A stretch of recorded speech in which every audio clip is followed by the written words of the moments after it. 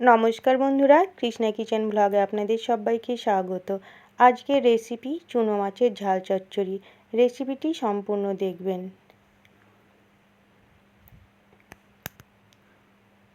তো দেখুন, এখানে আমি একটা প্লেটে চুনো মাছ নিয়েছি। মাছগুলো ভালো করে ধুয়ে পরিষ্কার করে নিয়েছি। মাছে দিয়ে দিলাম হাফ চামচ লবণ আর হাফ চামচ হলুদ গুঁড়ো।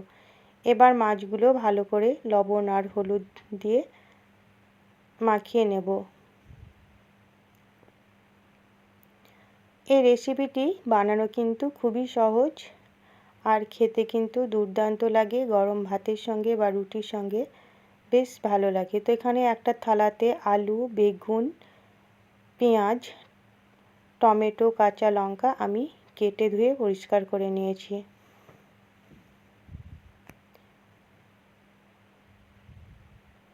আগে থেকে কড়াই বসিয়ে রেখেছিলাম। কড়াই দিয়ে দিচ্ছি পরিমাণ মতো সরিষার তেল। এই রান্নাটা কিন্তু বন্ধুরা সরিষার তেলেই খেতে ভালো হয়।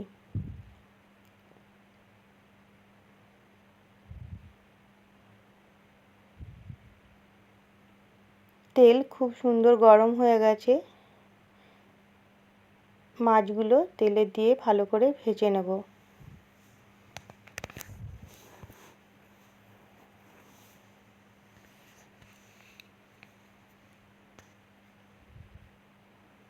তো সব মাছগুলো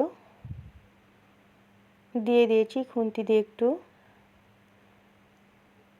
নেড়ে দিলাম।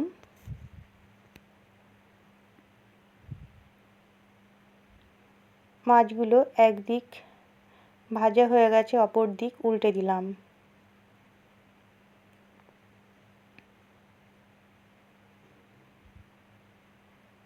এইভাবে যদি এই রেসিপিটি বানান চুনো মাছের ঝাল চচ্চড়ি, খেতে কিন্তু গরম ভাতের সঙ্গে দারুণ লাগে। তো মাছগুলো ভাজা হয়ে গেছে, অন্য পাত্রে তুলে নিলাম। কড়াইয়ে আরও একটু সরিষার তেল দিলাম। ওই তেলে হাফ চামচ কালো জিরে ফোড়ন দিয়ে সমস্ত উপকরণ বা সবজিগুলো দিয়ে দিলাম। এখানে আমি আলাদা করে কোনো সবজি ভেজে নেব না। তো হাফ চামচ লবণ, হাফ চামচ হলুদ আর হাফ চামচ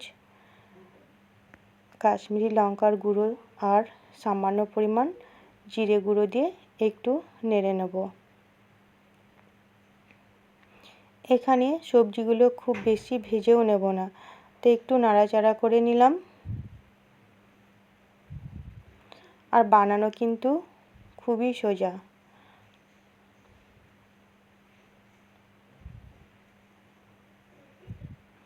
দেখুন, কিছুক্ষণ পর ফিরে আসলাম।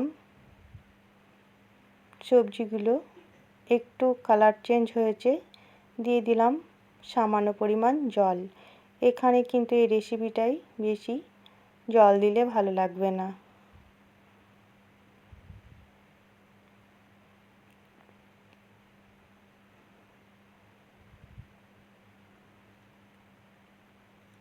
পরিমাণ মতো জল দিয়ে কিছুটা ধনেপাতা কুচি দিয়ে দিলাম আর ভাজা চুনো মাছগুলো দিয়ে দিলাম।